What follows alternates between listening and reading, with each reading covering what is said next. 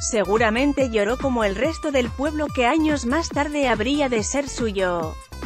Edson Arantes do Nascimento, más conocido como Pelé, tenía solo 9 años cuando Brasil perdía la final con Uruguay en el recordado Maracanazo de 1950.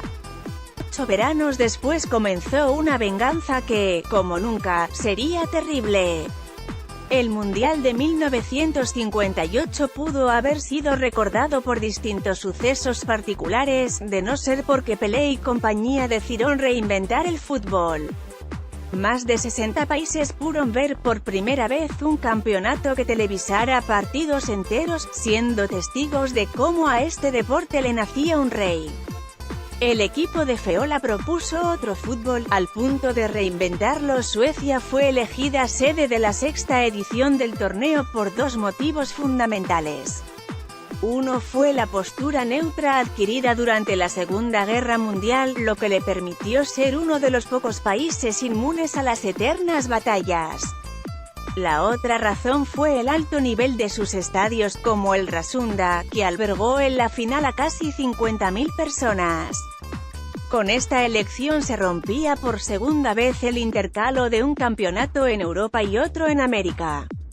Un triangular entre Escocia, Suiza y España dejó a la Roja excluida de la competencia. El debut con empate ante los suizos, y la derrota en Glasgow contra los británicos hicieron inútiles las dos goleadas venideras. Escocia era la clasificada. Fue una nueva frustración para el combinado español, que en 1954 salió perjudicado en un sorteo con Turquía tras empatar los dos partidos entre sí. El torneo contó con un número por entonces récord en cuanto a la cantidad de seleccionados inscriptos para la cita ecuménica, 53. Solo 16 de ellos la jugarían, quedando fuera de la misma las únicas dos naciones hasta ese momento bicampeonas, Uruguay e Italia. Entre tantos aspirantes estaba Israel, con quien Egipto, Sudán e Indonesia, aduciendo motivos políticos, se negaron a jugar la fase previa. Tampoco quisieron Bélgica, la celeste y la achurra. El favorecido fue Gales, que le ganó 2-0 a Israel ambos cotejos. Así, Gran Bretaña contó por primera y única vez con todos sus seleccionados en un mundial. Irlanda del Norte estuvo en Suecia, aunque ilusamente pretendía no jugar los domingos por cuestiones religiosas. El póker de británicos lo completaba Inglaterra, mermada por el trágico accidente aéreo que en febrero había sufrido la delegación del Manchester United. Allí murieron 8 futbolistas, varios integrantes del seleccionado. Los Leones no pasarían la primera ronda. La URSS de Lev Yashin fue cuarto finalista en su estreno mundialista, tras su ingreso a la FIFA en 1946. Con jugadores amateurs, el vigente campeón olímpico Melbourne 1956 cumplió un gran papel aún sin su otra estrella, Eduard Streltsov. El apodado «Pelé ruso» fue condenado, en 1956, a 12 años de internamiento en un campo de trabajo en Siberia por una presunta violación a una joven de 20 años.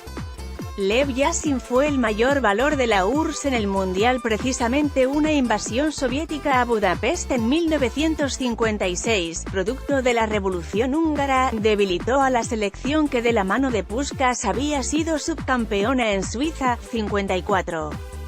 El exilio, entonces, llegó para reemplazar los goles y recortes del Cañoncito, Cibor y Coxis, figuras de aquel equipo.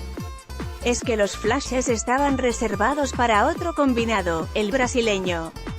La historia quiso que Suecia 1958 ra a luz a la figura que habría de reinar por mucho tiempo, inmortalizándose hasta estos días.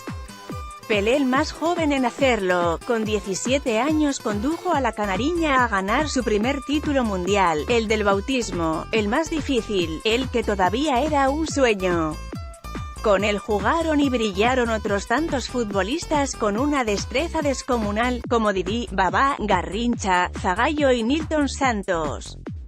Precisamente a este último Brasil le debe gran parte de la conquista.